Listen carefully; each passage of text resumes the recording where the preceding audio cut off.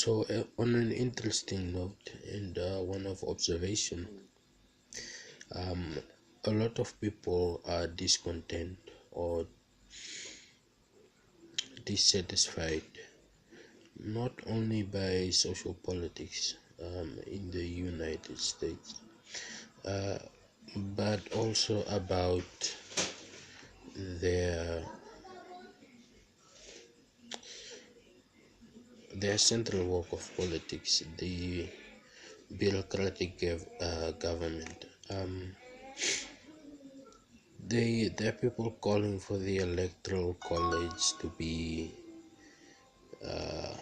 removed because democracy is but that's not the answer. I think the presidency can be up to popular vote,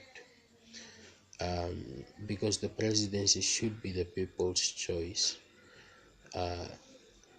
The presidency, um, yeah, the president's office is something different, and I guess not empowering the president too much is the reason for the electoral colleges. That's quite important to note. But the thing is, the times have changed, right? The times have changed, um, to the point where went from women not voting, black people not voting, homophobia, to a country that has equal marriage in all states. So, with those things that have changed, people do become disillusioned and want to just leave the entire process altogether. For example, the nearly 50% that didn't vote basically don't believe their vote actually counts, and the high incarceration rate of minorities and the need for prison reform is another example of how the system doesn't necessarily work in a progressive manner of rehabilitation and social value addition or social reinvestment. People coming from, having made mistakes, non-violent offenses, to regaining their lives and entering society with purpose. So this is basically about reform. I keep hearing the word revolution, and it takes 3 quarters uh, to change the constitution, based on the you know doing any sort of reform on the electoral college. And I'm not saying that we'll see more polls where people will try to see if they can do a Brexit, or see if they can force a reform, which most people are trying to do. It's a democracy, and the popular candidate uh, isn't always the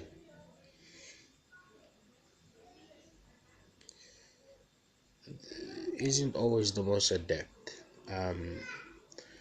And if you look at how long the electoral process has been going on, you'd expect more people to know more about this. So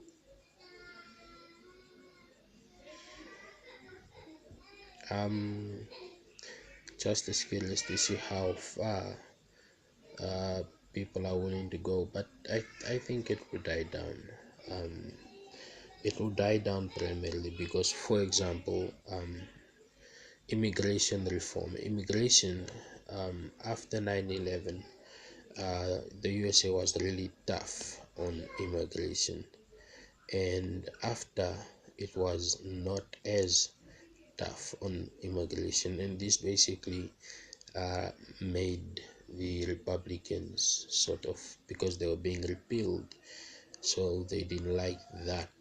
Um, and for now, it's about the speed of immigration, of documenting an immigrant. It's basically about the speed. It's too slow. That's why you have, that's why there are so many so-called illegal immigrants, because the process is so long. There's no certainty. There's the investment in time on something that's going to take a lot of time, and at the same time you have to do something.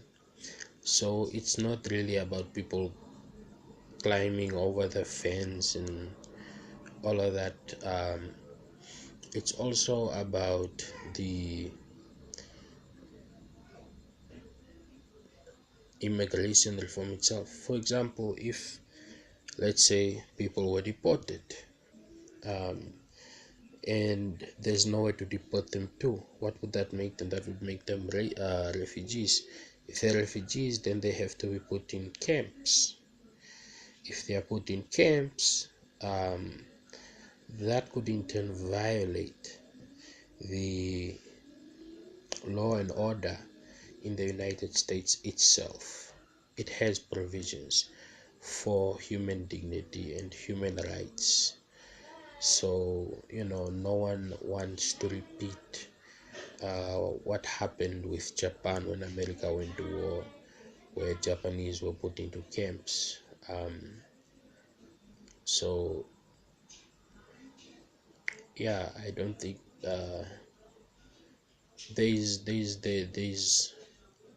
there's a reason to raise a slight eyebrow, but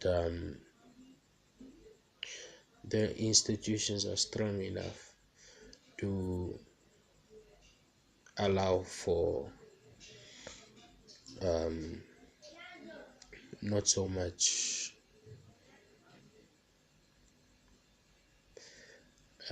not so much hands-on intervention at all times. The Democrats, why haven't they taken the college to court? We all know. It's going to be difficult. It's going to undermine some of the principles. And Americans are, mostly conservative. The Constitution is the law of the land. And as perfect or imperfect as it is, they're willing to use it to the best of their abilities. Remember the civil rights, when black people were allowed to vote, there were provisions made for that too. So there could be provisions made in this case for 2020 to be more, not more predictable, uh, but more understood by the general masses, rather than the misunderstandings. So, we can look at it from all different angles, perspectives, and it all leads to sort of the same conclusion, and that is what is the best. What's the best scenario for everyone, and that's what it's about. It's about everyone, irrespective of their ethnicity, race, gender, sexual orientation. All men are created equal, right? That's one of the fundamental keys that led to that form of idealization, and it was really prophetic. America became the gold standard of immigration in the world. So, that's democracy. Yeah, I think it's more or less been made a little bit more understandable. And to say that the president doesn't make the office makes the president. And with that litmus, with that barometer, I say gouge it and check it. We're all watching. So,